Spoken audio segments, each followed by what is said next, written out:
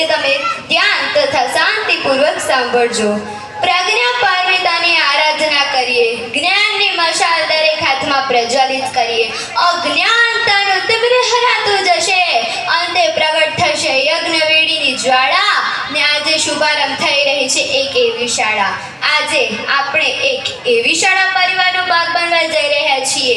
એક એવા વિશાળ વટ વૃક્ષનું નાનકડું પણ નાનકડી કુંપણ બનવા જઈ રહ્યા છીએ, જે દિવસે ને દિવસે ક્ષણે ને ક્ષણે ફૂલતો ફાલતો રહેશે, ઉગતો રહેશે, વિકસતો રહેશે।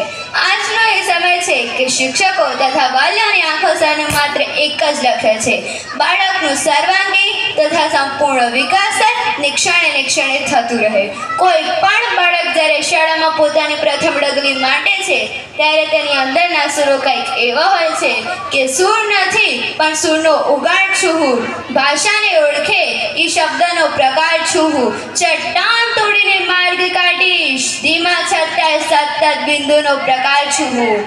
કુમકુમ અક્ષરે વધાવજો હવે, જે ભાગ્ય ફેરવી શકે તે સવાર છું હું, મારામાં આત્મીને ઉગશે એ બધું, પૂર્ણતા તરફનો પૂર્ણ વિકાસ છું હું। આવા દરેક બાળકની અંદરના સુરો હોય છે। દરેક બાળક જ્યારે જન્મે છે ત્યારે ઈશ્વર કોઈને ખાલી હાથ નથી મોકલતા।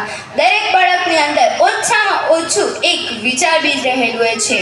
શક્ય છે કે દરેક બાળક સમાજમાં મોટો સર્જક નથી બની શકતો, સમાજમાં પ્રસિદ્ધિ નથી પામી શકતો, પરંતુ દરેક બાળક પોતાની સાથે એક વિચાર લઈ જન્મ્યો હોય છે। શાળા એક એવું પણ છે જેમાં બાળકો આવે છે અને પોતાના ઈચ્છિત બીજને વાવે છે।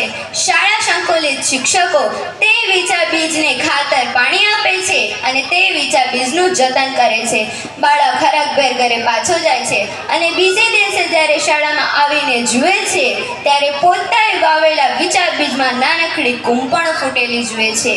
સમયની સાથે તે કુંપણો મોટી થતી જાય છે અને એક વિશાળ વટ વૃક્ષમાં ફેરવાઈ જાય છે। છેલ્લે એક શાયરી તથા મારી વાત પૂર્ણ વિરામ તરફ જશે। जिंदगी गिरवी रख कर भी ना चुका पाएंगे हम जिसका कर्जा, कि जिंदगी गिरवी रख कर भी ना चुका पाएंगे हम जिसका कर्जा, माँ ही नहीं भगवान के बराबर है गुरु का भी उतना ही महान दर्जा। अस्तु।